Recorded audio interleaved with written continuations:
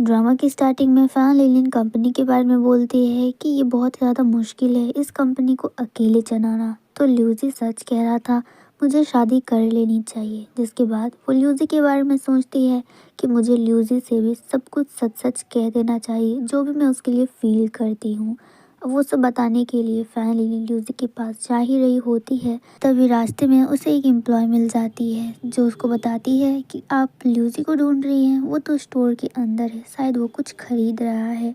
जो सुनकर fan linen को कुछ समझ नहीं आता कि ल्यूजी वाला स्टोर के अंदर क्या ही खरीदेगा। उसकी तो कोई गर्लफ्रेंड भी नहीं है और वो किसी को पसंद भी नहीं करता। जिसके बाद फैन लिलिन दौड़ के स्टोर के पास जाती है। बाहर खड़े होकर वो देखती है ल्यूजी को कि आखिरकार वो खरीद क्या रहा है। जिसपे वो देखती है कि ल्यूजी रिंग खरीद रहा है, जो देखकर फैन लिलिन को कुछ भी समझ नहीं आता कि ल्यूजी रिंग क्यों खरीद रहा है। और रिंग खरीदने के बाद ल्यूजी उस रिंग को अपनी कैंडी बॉक्स में भर देता है और इसका ये तो श्योर हो गया था कि ल्यूजी जिस लड़की को पसंद करता है वो उसे आज प्रपोज करके ही रहेगा। ल्यूजी काफ़ी ज़्यादा खुश लग रहा था और रिंग लेने के बाद वो स्टोर से बाहर निकल जाता है। यहाँ बाहर फैन लिलिन उसे देख रही होती है, तो ल्यूजी को देखकर वो छुप जाती है।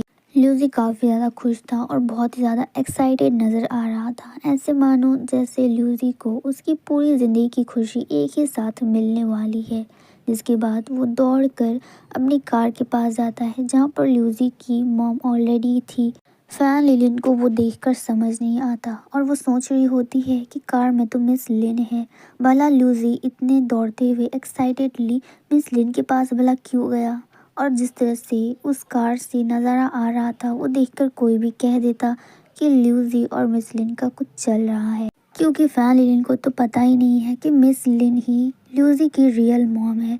क्योंकि फैन लिलिन के हिसाब से तो मिस लिन बहुत ज़्यादा रिच है और ल्यूजी एक पुअर बॉय है। खैर फैन लिलिन वहाँ से देख रही होती है कि ल्यूजी मिस लिन को अपना कैंडी बॉक्स दिखा रहा होता है और उसमें से रिंग निकाल कर दिखा रहा होता है, जो देखकर मिस लिन काफ़ी ज़्यादा खुश नज़र आ रही है और ल्यूजी भी काफ़ी ज़्यादा खुश है। और इधर पीछे बेचारी फैन लिलिन खड़ी होकर ये सब देख रही थी और उसे तो कुछ समझ नहीं आ रहा था। उसे लग रहा था कि मिस लिन और ल्यूजी दोनों का अफेयर चल रहा है और अब उसका पत्ता कट चुका है, तो यहाँ रहने और ना रहने का कोई भी फ़ायदा नहीं है।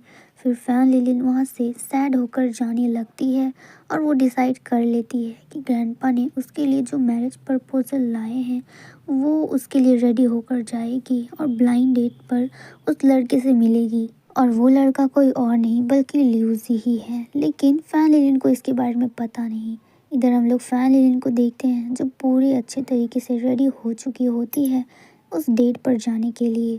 तभी वहाँ पर फैन लिलिन की एम्प्लॉय आती है और उसे देखकर काफ़ी ज़्यादा खुश होती और कहती है कि तुम बहुत ज़्यादा प्यारी लग रही हो, वैसे ग्रैंडपा तुम्हारा वेट कर रहे हैं उस ब्लाइंड डेट से मिलवाने के लिए। तो फैन लिलिन मुस्कुरा के वहाँ से चली जाती है और अपने मन ही मन में ये सोच रही होती है कि अगर ल्यूजी ने मेरा साथ नहीं दिया तो क्या हुआ, ग्रैंडपा जो लड़का मेरे लिए लाए हैं मुझे पूरा यकीन है कि वो काबिलदार होगा और इस कंपनी को मेरे साथ अच्छे से चलाएगा। अब नेक्स्ट सीन हम लोग देखते हैं जहाँ पर फैन लिलिन, ग्रैंडपा और ल्यूजी तीनों ही आ चुके होते हैं। अब ग्रैंडपा फैन लिलिन को एक सरप्राइज़ देते हैं और कहते हैं कि तुम्हारे लिए जो लड़का मैंने चूज़ किया है वो मेरे पीछे है और मुझे यकीन है कि तुम्हें ये लड़का काफ़ी ज़्यादा पसंद आएगा। फिर ग्रैंडपा साइड हट जाते हैं और उनके पीछे होता है ल्यूजी। जिसके बाद ल्यूजी पीछे मुड़ता है और वो देखकर फैन लिलिन तो काफ़ी ज़्यादा शॉक्ड होती है। उसे समझ नहीं आ रहा होता कि रिएक्ट भी कैसे करना है। फिर वो कहती है कि ल्यूजी तुम यहाँ पर क्या कर रहे हो, क्या तुम ही वो लड़का हो जिसे मैं ब्लाइंड डेट पे जाने वाली हूँ, और क्या ग्रैंडपा ने मेरे लिए तुम्हें चूज़ किया है। जिसके बाद ल्यूजी कहता है कि तुम बिल्कुल सही कह रही हो, मैं ही वो लड़का हूँ जिसके साथ तुम ब्लाइंड डेट पर जाने वाली हो और जिसकी शादी तुमसे होने वाली है। जो सुनने के बाद फैन लिलिन और भी ज़्यादा शॉक्ड हो जाती है और वो सुनकर फैन लिलिन अपने ग्रैंडपा को एक लुक देती है जहाँ पर उसके ग्रैंडपा उसे विश्वास दिलाते हैं कि हाँ ये वही लड़का है। फैन लिलिन ये देखकर तो और भी ज़्यादा चौंक जाती है। तभी वहाँ पर मिस लिन आती है और वो कहती है कि ये ल्यूजी है मेरा बेटा। जो सुनकर फैन लिलिन की तो होश ही उड़ जाते हैं और कहती है कि नहीं ये नहीं हो सकता, तुम दोनों माँ और बेटी नहीं हो सकते। फैन लिलिन के दिमाग में वो सारी बातें घूम रही होती है जो उसने अपनी आंखों से देखी है। तभी वहाँ पर ल्यूसी आता है, अपना हाथ आगे बढ़ाता है और कहता है कि मेरा नाम ल्यूसी है और तुमसे मिलकर काफ़ी ज़्यादा खुशी हुई। जो सुनकर फैन लिलिन ल्यूसी को एक लुक देती है। फिर वो अपने ग्रैंडपा की तरफ देखती है तो उसके ग्रैंडपा उसे कंफर्ट फील कराते हैं कि तुम इस पर ट्रस्ट कर सकती हो। जिसके बाद फैन लिलिन ल्यूसी के साथ अपना हैंडशेक करती है और इस साइड पर ग्रैंडपा और ल्यूसी की मॉम एक दूसरे से बातें करते हुए कहते हैं कि हमें इन दोनों को अब अकेले छोड़ देना चाहिए। जो बोलकर वो दोनों ही वहाँ से चले जाते हैं। अब वहाँ पर फैन लिलिन और ल्यूसी अकेले होते हैं। जिसके बाद ल्यूसी फैन लिलिन को रिंग दिखाकर कहता है कि मैं वही लड़का हूँ जिसके साथ तुम्हारी शादी होने वाली है और मैं कुछ गलतफहमी को दूर करना चाहता हूँ कि तुम जैसा मेरे बारे में सोच रही हो मैं वैसा नहीं हूँ। मैं एक पुअर बॉय नहीं हूँ बल्कि मैं लिन ग्रुप का एक लौता बेटा हूँ ल्यूसी। और स्टार्टिंग से लेकर अब तक तुम्हें मेरे बारे में जितने भी हिंट मिले हैं वो सब कुछ सच हैं। कोई भी प्लानिंग नहीं किया हुआ है। यानी कि फर्स्ट एपिसोड पर जब मिस्टर ल्यूसी के वाइस प्रेसिडेंट होने का रूमर सब जगह पर फैला था वो भी सच था। और सेकेंड एपिसोड पर मेरी मॉम जिस सेरेमनी के लिए प्रिपेयर कर रही थी उस पर तो मुझे होना ही था और वो भी इसी का एक पार्ट था ताकि मॉम तुम्हारी ज्वेलरी खरीद सके और इसी बीच हम दोनों के बीच में थोड़ी सी नज़दीकियाँ बढ़ सके। और तीसरे एपिसोड में तुम्हारी कंपनी का ही मैनेजर बना। क्या तुम्हें ये सब कुछ थोड़ा सा अजीब नहीं लगा? और ये सब कुछ प्लानिंग का ही एक पार्ट था जो हमने तुम्हारे ग्रैंडपा और मेरी मॉम ने मिलकर डिसाइड किया था। और ग्रैंडपा ये चाहते थे कि मैं इस रिश्ते के साथ साथ तुम्हारी एबिलिटीज़ भी चेक करूं, जहां पर मुझे ये पता चला कि तुम बिल्कुल इस कंपनी को अकेले संभाल सकती हो। जो सुनकर ग्रैंडपा काफ़ी ज़्यादा खुश भी हुए थे, लेकिन उसके साथ साथ ग्रैंडपा को ये भी चिंता थी कि तुम अकेली लड़की ये सब अकेले नहीं संभाल पाओगी। इसीलिए ग्रैंडपा ने तुम्हारी शादी की बात उठाई थी। और अगर तुम्हें याद हो तो एक बार मेरी मॉम ने भी तुमसे तुम्हारी शादी के बारे में पूछा था कि कोई लड़का है जिसे तुम पसंद करती हो, पर उस पर भी तुमने मना कर दिया था और कहा था कि तुम्हें अभी अपने करियर पर सिर्फ फोकस करना है। और वो सब सुनकर मॉम बहुत ज़्यादा खुश हुई थी। अब दूसरी तरफ फैन लिलिन को देखते हैं जो ये सब कुछ जानकर बिल्कुल भी खुश नज़र नहीं आ रही होती और उसकी रिंग को ठुकरा देती है। अब नेक्स्ट सीन हमें दिखाया जाता है जहाँ पर सब लोग फैन लिलिन का वेट कर रहे होते हैं। जहाँ पर ल्यूसी की मॉम तो कह देती है कि अगर मैं फैन लिलिन की जगह होती तो यहाँ पर आती ही नहीं, क्योंकि बेचारी ने बहुत कुछ अकेले सहा है।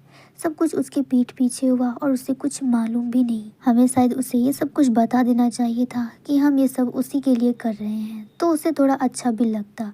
तभी वहाँ पर फैन लिलिन के ग्रैंडपा आ जाते हैं और वो कहते हैं कि मैं फैन लिलिन को बहुत अच्छे से जानता हूँ।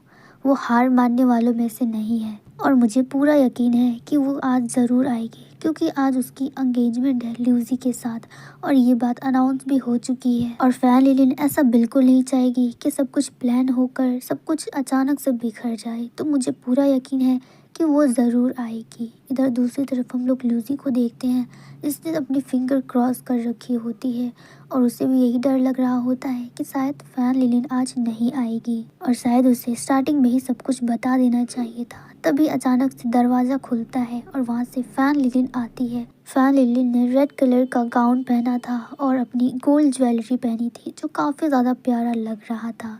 ल्यूसी पीछे मुड़ के देखता है कि फैन लिलिन अब आ चुकी है तो उसे काफ़ी ज़्यादा खुशी मिलती है।